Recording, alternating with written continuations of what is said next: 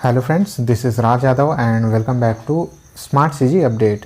दोस्तों, आज के इस वीडियो में हम लोग हिंदी का नेक्स्ट चैप्टर जो है वो कवर करने वाले हैं और आज का जो चैप्टर हम लोग पढ़ने वाले हैं वो है काल। ठीक है, कल हम लोगों ने कारक पढ़ा हुआ था और इससे पहले भी काफ़ी सारे क्लासेस हो चुके हैं।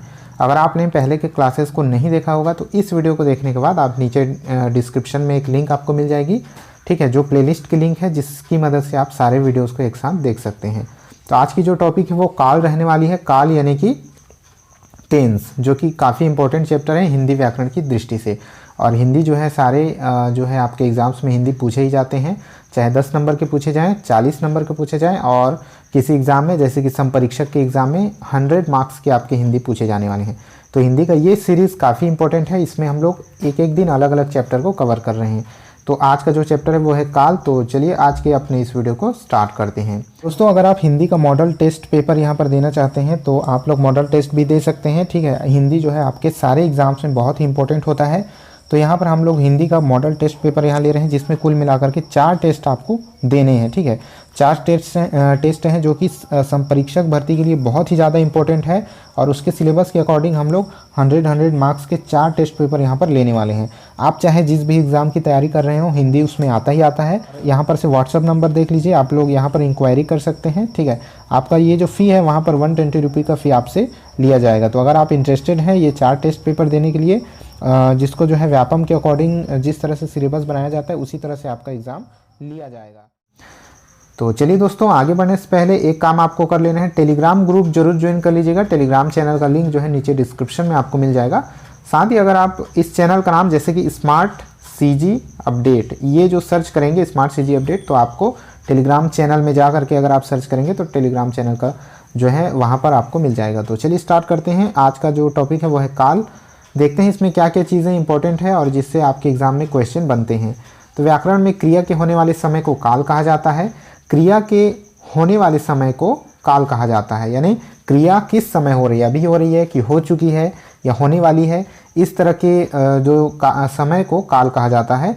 काल 3 प्रकार के होते हैं, आपको पता ही होगा इनके बारे में बेसिक चीज़ें, भूतकाल, वर्तमान काल और भविष्यकाल। लेकिन दोस्तों कई बार होता है कि जब इससे रिलेटेड क्वेश्चन एग्जाम्स में आते हैं तो वो हमसे छूट जाते हैं, हमसे बनते नहीं हैं। तो वो किस वजह से नहीं बनते हैं, थोड़ा सा इस चीज़ को हम लोग डिटेल से समझेंगे कि ये एक्चुअल में होते क्या हैं और इनके प्रकार के बारे में। तो पहले देखते हैं भूतकाल।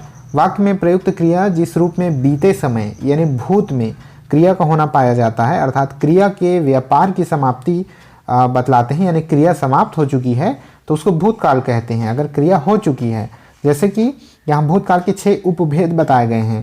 पहला है सामान्य भूत। सामान्य भूत क्या होता है? जब क्रिया के व्यापार की समाप्ति सामान्य रूप से बीते हुए समय में होती है, सामान्य रूप से नॉर्मल, किंतु इससे यह बोध नहीं होता कि क्रिया समाप्त हुए थोड़ी देर हुई है या अधिक समय, वहाँ सामान्य भूत होता है। तो सामान्य भूत का मतलब आप समझ गए कि बस ये पता चल रहा है कि क्रिया हो चुकी है, क्रिया भूतकाल में हो चुकी है, लेकिन ये बिल्कुल नहीं पता चल रहा है कि क्रिया कितनी देर पहले समाप्त हुई है, थोड़ी देर पहले समाप्त हुई या फिर काफ़ी देर हो गई है। तो वहाँ पर जो है सामान्य भूत होता है। जैसे कुसुम घर गई, ये सिर्फ एक नॉर्मल सा पास्ट टेंस होता है, नॉर्मल सा भूतकाल होता है। जैसे कि कुसुम घर गई, इसमें और कुछ पेचीदा शब्द नहीं होते हैं। कुसुम घर गई, अविनाश ने गाना गाया, अकबर ने पुस्तक पढ़ी, ये बहुत नॉर्मल सा पास्ट टेंस होता है जिसको सामान्य भूत कहा जाता है। अब देखते हैं आसन्न भूत। आसन्न भूत क्या होता है? क्रिया की जिस रूप से यह प्रकट होता है कि क्रिया का व्यापार अभी अभी कुछ समय पूर्व ही समाप्त हुआ है, वहाँ आसन्न भूत होता है। तो सामान्य भूत में क्या होता था, यहाँ समय का पता ही नहीं लगता था कि अभी अभी समाप्त हुआ है या बहुत देर हो गया। लेकिन आसन्न भूत में क्या होता है, उसमें ये पता चलता है कि क्रिया अभी अभी कुछ समय पहले ही समाप्त हुई है, वहाँ आसन्न भूत होता है। अतः सामान्य भूत के क्रिया रूप के साथ है, हैं के योग से आसन्न भूत का रूप बन जाता है। जैसे यहाँ है, हैं कैसे जुड़ा हुआ है, एग्जाम्पल देखिए और समझिए। कुसुम घर गई है, यानी कुसुम अभी अभी घर गई है। अविनाश ने गाना गाया है, तो यहाँ है लगा देने से ये इसमें पता चलता है कि अभी अभी ये काम हुआ है। कुसुम घर गई है, अब ये नहीं होगा कि कुसुम 5 महीने पहले घर गई है, ऐसा नहीं कहेंगे, वो एक अलग सेंटेंस हो जाता है। कुसुम घर गई है का मतलब होता है कि अभी अभी वो घर गई है। ठीक है, वो जा चुकी है लेकिन अभी अभी ये काम हुआ है। अविनाश ने गाना गाया है, यानी अविनाश ने अभी अभी गाना गाया है। ठीक है, अब ये नहीं कहेंगे कि अविनाश ने 5 महीने पहले गाना गाया है, उसके लिए कहेंगे कि अविनाश ने 5 महीने पहले गाना गाया था। ठीक है, तो ये है का यही मतलब है यही इंगित करता है कि वो काम अभी अभी हुआ है। तो ये क्या हो जाएगा, आसन्न भूतकाल, कि अभी अभी जो काम हो चुका है भूतकाल में उसको आसन्न भूतकाल कहते हैं। ठीक है, अब उसके बाद है पूर्णभूत। पूर्णभूत क्या होगा, क्रिया के जिस रूप से यह प्रकट होता है कि क्रिया का व्यापार बहुत समय पूर्व समाप्त हो गया था, काफ़ी लंबा टाइम हो गया है, अतः सामान्य भूत क्रिया के साथ था थी थे लगा देने से काल पूर्णभूत बन जाता है, किंतु थी के पूर्व ई ही रहता है। ये थी के पूर्व ई ही रहती है, ई नहीं। ठीक है, जो थी है उसके पूर्व बड़ा ई ही रहता है, ई नहीं। ई में जो अंक की मात्रा लगा हुआ है उस पर गौर कीजिएगा, ई रहता है, ई नहीं। एग्जाम्पल देखिएगा, भूपेंद्र सिरोही गया था, नीता ने खाना बनाया था। तो इस तरह से यहाँ पर जो है पूर्ण भूतकाल होता है। तो यहाँ पर ई और ई का मतलब ये है, ये जो थी है, थी के पूर्व में ई ही रहता है, ई नहीं होता है। इसको वो क्या बोलते हैं, बहुवचन क्रिया में उसको नहीं लिखते हैं। आगे बढ़ते हैं अपूर्ण भूत। अपूर्ण भूत में क्या होता है, क्रिया के जिस रूप से यह ज्ञात होता है कि उसका व्यापार भूतकाल में अपूर्ण रहा, अर्थात निरंतर चल रहा था तथा उसकी समाप्ति का पता नहीं चलता है, वहाँ अपूर्ण भूत होता है। एग्जाम्पल समझिएगा इसका, इसमें धातु क्रिया के साथ रहा है, रही है, रहे हैं या ता था ती थी ते थे आदि आता है। जैसे कि हेमंत पुस्तक पढ़ता था, वर्षा गाना गा रही थी। तो इस तरह से इसमें ता था ती थी या रहा था रही थी ये शब्द आते हैं। ठीक है, अपूर्ण भूत में। संदिग्ध भूत में क्या होता है, क्रिया के जिस भूतकालिक रूप से उसके कार्य व्यापार होने के विषय में संदेह प्रकट हो उसे संदिग्ध भूत कहते हैं। सामान्य भूत की क्रिया के साथ होगा, होगी, होंगे लगने से संदिग्ध भूत रूप बन जाता है। जैसे अनवर गया होगा, यानी जा चुका होगा लेकिन गया होगा, उसमें जो है संदिग्ध रूप यहाँ शामिल हो गया। शबनम खाना बना रही होगी, यहाँ जो बात है वो संदिग्ध है। ठीक है, वो बात कन्फर्म नहीं है, संदिग्ध है। अनवर गया होगा, शबनम खाना बना रही होगी, इस वजह से यहाँ जो है संदिग्ध भूत होगा ये। अब है हेतुमद भूत। ठीक है, हेतुमद भूत क्या होता है उसको समझिए। भूतकालिक क्रिया का वह रूप जिसमें भूतकाल में होने वाली क्रिया का होना किसी दूसरी क्रिया के होने पर अवलंबित होता है, वहाँ हेतुमद भूत होता है। इस रूप में दो क्रियाओं का होना आवश्यक है तथा क्रिया के साथ ता ती ते ती लगता है। ठीक है, तो ये कैसे होता है, एग्जाम्पल देखिएगा। इसमें दो क्रिया जरूरी है। ठीक है, दो क्रिया होगा तभी यहाँ पर हेतुमद भूत होगा। यदि महेंद्र पढ़ता तो उत्तीर्ण होता है, यानी एक क्रिया दूसरे क्रिया पर टिकी हुई है। तो फिर से एक बार समझिए कि जिसमें भूतकाल में होने वाली क्रिया का होना किसी दूसरी क्रिया के होने पर टिकी हुई है या अवलंबित है। तो यहाँ यदि महेंद्र पढ़ता तो उत्तीर्ण होता, यानी महेंद्र तभी उत्तीर्ण होता जब वह पढ़ाई करता। इसी चीज़ को यहाँ बताया गया है कि यदि महेंद्र पढ़ता तो उत्तीर्ण होता। उसी तरह युद्ध होता तो गोलियां चलती, यानी गोलियां तभी चलती जब युद्ध होता। तो यहाँ दो क्रियाएं हैं, गोलियों का चलना और युद्ध का होना। उसी तरह यहाँ भी दो क्रियाएं हैं, उत्तीर्ण होना और महेंद्र का पढ़ना। तो इस तरह से एक क्रिया दूसरी क्रिया पर टिकी हुई है। अब आ जाते हैं दोस्तों वर्तमान काल में। यहाँ भूतकाल समाप्त हुआ, वर्तमान काल में आते हैं। क्रिया के जिस रूप से वर्तमान समय में क्रिया का होना पाया जाए उसे वर्तमान काल कहते हैं। ठीक है, वर्तमान काल तो आप समझ ही रहे होंगे, लेकिन इसके 5 भेद हिंदी में माने जाते हैं। सामान्य वर्तमान, जब क्रिया के व्यापार के सामान्य रूप से वर्तमान समय में होना प्रकट हो वहाँ सामान्य वर्तमान होता है। जैसे सामान्य भूत हम लोगों ने देखा था, बिल्कुल नॉर्मल सा वो पास्ट होता था, ये नॉर्मल सा जो है प्रेजेंट है, प्रेजेंट टेंस है ये। ठीक है, नॉर्मल। और इसमें बहुत ज़्यादा तामझाम नहीं, एक सिंपल सा सेंटेंस आपको मिलेगा। जैसे अंकित पुस्तक पढ़ता है, गरिमा गाना गाती है, बहुत ही सिंपल सा प्रेजेंट टेंस है ये। ठीक है, अब देखते हैं अपूर्ण वर्तमान में क्या होता है। जब क्रिया के व्यापार के अपूर्ण होने अर्थात क्रिया के चलते रहने का बोध होता है वह अपूर्ण वर्तमान कहलाता है। इस धातु के साथ रहा है, रही है, रहे हैं आदि आते हैं।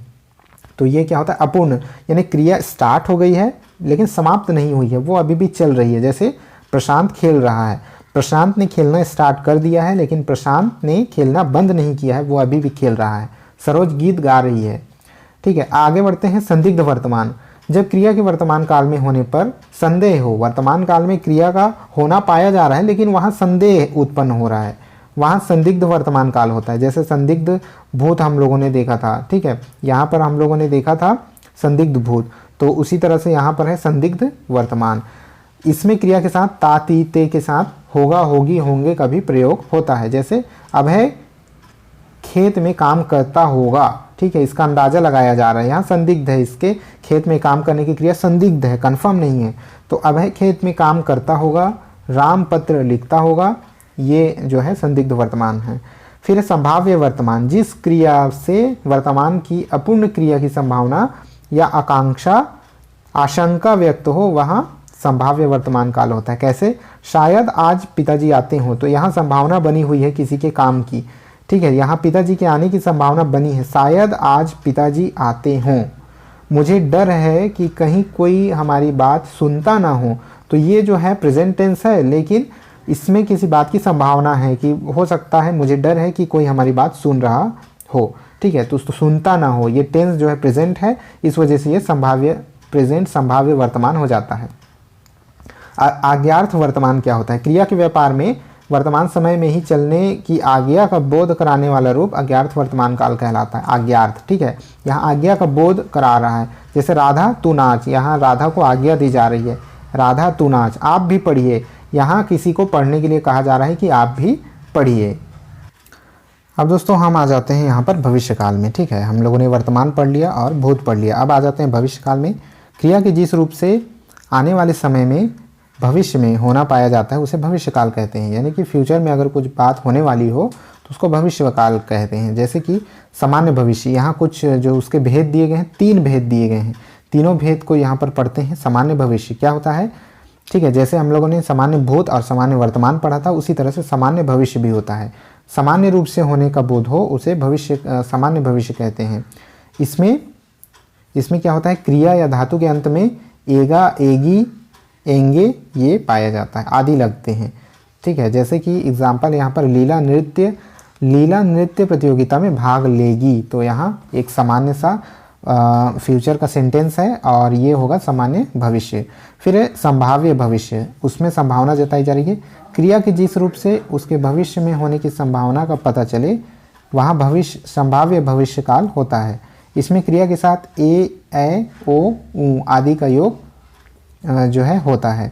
एग्जाम्पल यहाँ दिया गया है कि कदाचित आज भूपेंद्र आए, ठीक है, यहाँ पे किसी काम के होने की संभावना जताई जा रही है, वे शायद जयपुर जाएं, तो यहाँ पर जो है फ्यूचर में किसी काम के होने की संभावना है, तो यहाँ पर संभाव्य भविष्यकाल होगा।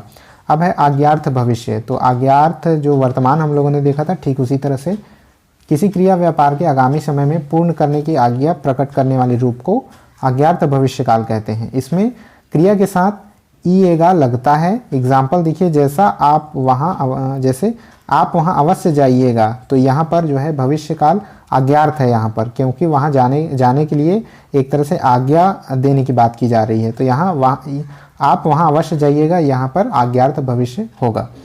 तो इस तरह से हम लोगों ने जो है काल के यहाँ पर रूप देखे, 3 अलग अलग रूप, और भविष्य, वर्तमान और जो है भूतकाल, और उसके बारे में पूरा जो उनके भेद हैं सभी को हम लोगों ने देखा। आई होप ये क्लास आप लोगों के लिए थोड़ा भी हेल्पफुल रहा होगा, तो वीडियो को लाइक, शेयर, और चैनल पर नए हैं तो चैनल को सब्सक्राइब जरूर कर लीजिएगा। यहाँ पर इस वीडियो में इतना ही था। अब मिलते हैं आगे आपको नेक्स्ट वीडियो में, तब तक के लिए जय हिंद।